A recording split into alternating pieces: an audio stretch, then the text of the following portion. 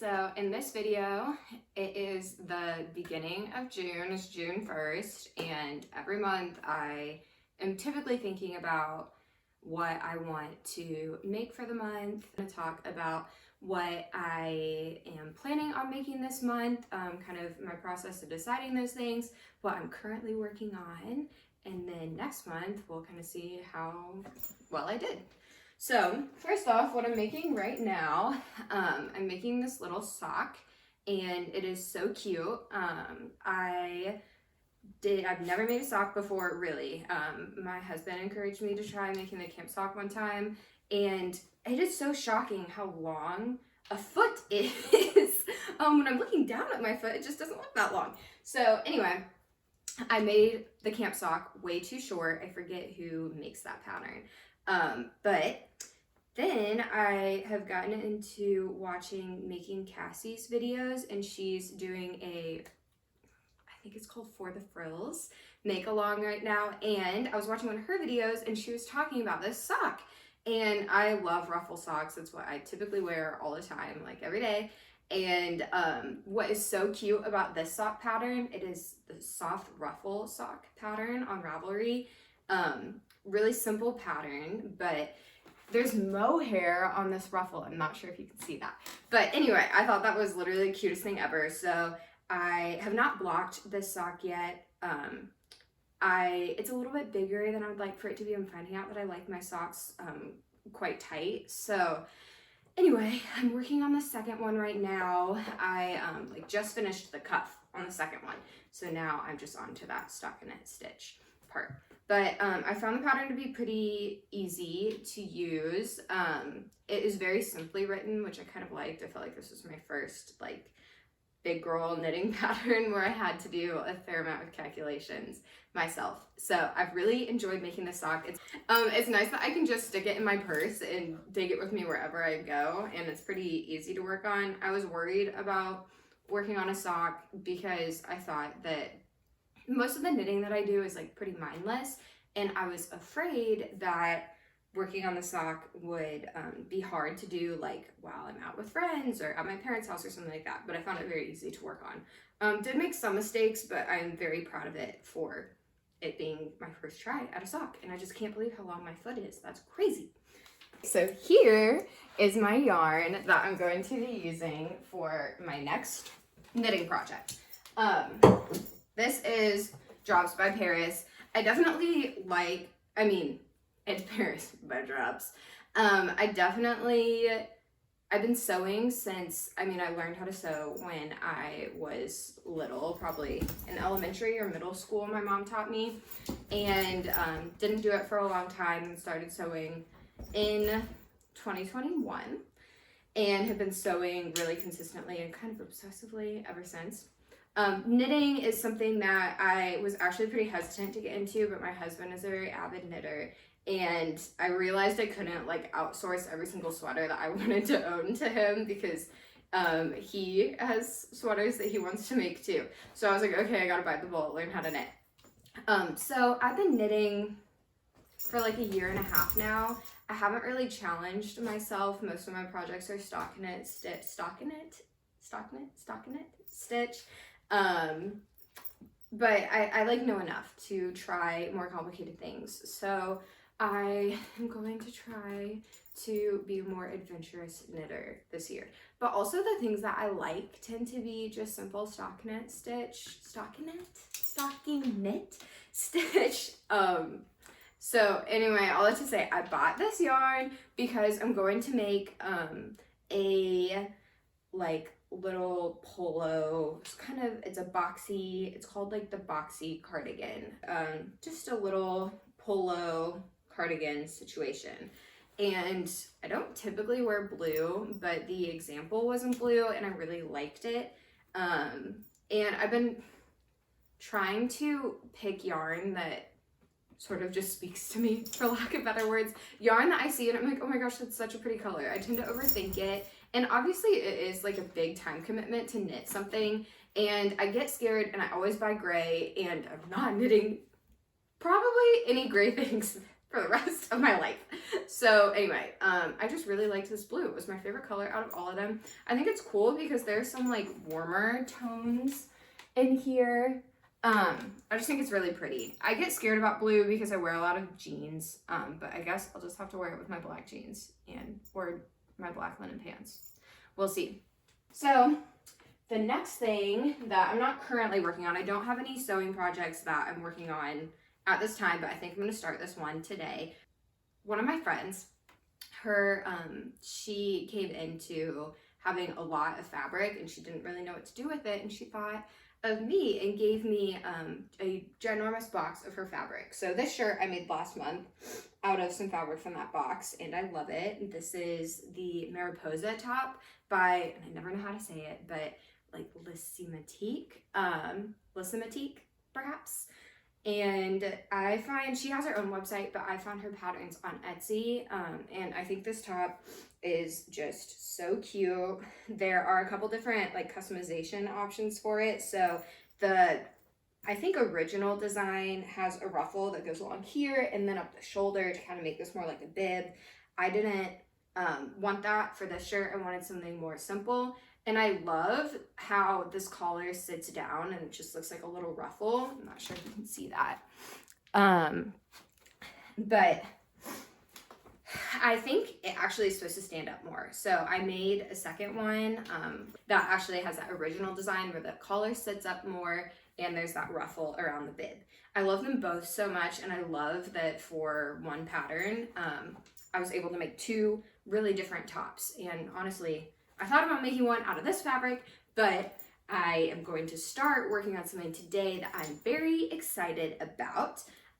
So the reason I started talking about this fabric in the first place, this is from my friend, and it is this like gorgeous, gorgeous heavyweight linen, I think. It looks like it's synthetic, but anyway, it is super cool. I love it. And I have a little over 2 yards. And because I love this fabric so much, I've been wanting to make good decisions about how to sew with it. And I was looking through my saved images on Instagram actually, and I came across this gorgeous orange, very simple like A-line dress with big puff sleeves and cam snaps up the top. Literally so cute, like matching cam snaps. And I was like, that is totally the dress that I'm going to make with this. But the pattern, which is Grasser 762 fabric, is a little bit short for the Grasser pattern, but it has a collar. I don't want to add the collar onto it, and it also has some patch pockets that I honestly didn't even notice until after I bought the pattern and was looking at the pattern pieces. So I might forego those two. It kind of just depends because the fabric requirements are 3 yards. I have like 2 and a foot. So I just know that I'm going to have to make some careful decisions to make this work. But I'm hopeful that it works out. I think I'm going to start working on it today, and I'm very excited. The Grasser pattern, I was pretty worried because when I was looking at the hashtag for it on Instagram, I noticed that everybody was speaking in a different language. And I thought, okay, I very well could be running the risk that I'm going to get this pattern, I'm going to buy it, and it's going to be in a different language. The website, was in English. I paid in USD, so I felt pretty confident. But as soon as I opened the pattern, it was certainly in another language. Not even sure what language that is. So I was really nervous, but I said, okay, this is a relatively simple pattern. I think I can figure it out. Good news is, for some reason, just this page, for the most part, is in, I think it's in Russian, which luckily I do have a friend that does speak Russian, and she does sew. So worst case scenario, I guess I could have outsourced it to her. But if you are English speaking and want to make a Grasser pattern, you can, because just you're not going to know what this page means, but if you've ever used a PDF pattern, you're going to understand that this is kind of like a gauge swatch. It's just making sure that your pattern is printing to the right size, because then you print it off, you piece these patterns together. So anyway, The pattern instructions are in English and I'm very happy. So next we're going to talk about the things that I plan to make, but I'm going to, and I'm committing to this, make those purchases for those things like as the month goes on. So typically I like make my plan, I buy everything, and then I regret that I spent my whole budget at the beginning of the month and then end up spending more at the end of the month, because it's just good to make things and it's always easy to make an excuse to buy more yarn or more fabric. So anyway, these are the things that are on my radar that I would like to make this month, but we'll see what actually happens. So number one, the day dress by Soften Studio.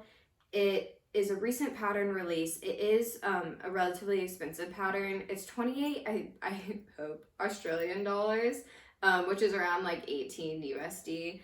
So I am hopeful that I only spend $18 on it. This is like what I'm thinking about every month, and like how can I make everything I want to make and not spend $10,000 doing it. So anyway, this day dress is so cute. It has this, it is a midi length dress, and it has an option for a flutter sleeve and it's an inset sleeve, a flutter sleeve or a puff sleeve.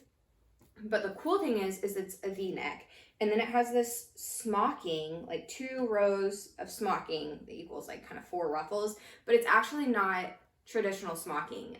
It's made using ties.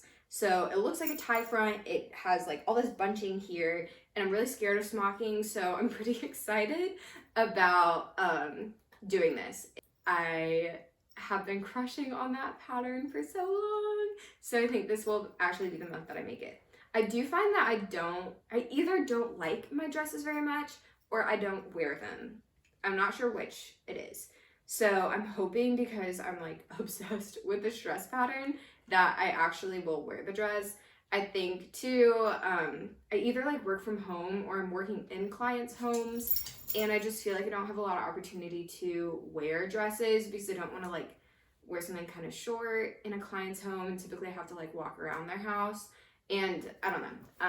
So I think a midi dress will actually be something that I'll wear a lot. It's easy to wear like work from home. It's easy to wear in a client's home when you're out and about. Pretty excited about that dress. Okay, the next thing that's in my plans to make is a like a sheer overlay dress. And I have been pinning a ton of things on Pinterest. And I wanted to make like 12, but I was like, pace yourself. Also, the day dress I anticipate will be pretty sheer, which is a look that I love. Like, I love a long sheer dress with maybe a like biker suit underneath, or even like denim shorts and a really simple shirt underneath, or a slip. I don't really wear slips that much because I feel like they're always riding up, but I like the look of a slip. I just don't really think I have one that I really like. I made this biker suit last summer and I wear it a lot. I already have this biker suit and some of those examples of that like sheer overlay. They're even wearing like leggings underneath, which I think is pretty cute as a way to wear it in the winter as well. So I think I narrowed it down. I've been wanting to make a dress that has gathering, not across the whole bodice, but just on like part of it. But I haven't really seen a pattern that I love about how to do that, and it's a technique that I guess I was like a little bit intimidated with, because if I'm going without a pattern, I feel like I'm a little bit haphazard and it never really turns out how I want it to. But I think I'm gonna try to just take a pattern that I like and then add in those gathers at the side. So this one example, I really like. It's kind of just like a very simple t-shirt pattern, like t-shirt dress, and has that like longer panel at the front that doesn't have gathering, and then gathering at the side. So that I'm going to try to kind of pattern draft myself or alter a pattern. I might use a zero waist pattern block, just that like basic shirt one, and then go from there. That's actually what I plan to do. So that is 3 dresses, a shirt, and some socks. So we'll see Next month, I will talk about what I made. We'll see if I actually stuck to it and stayed within the budget.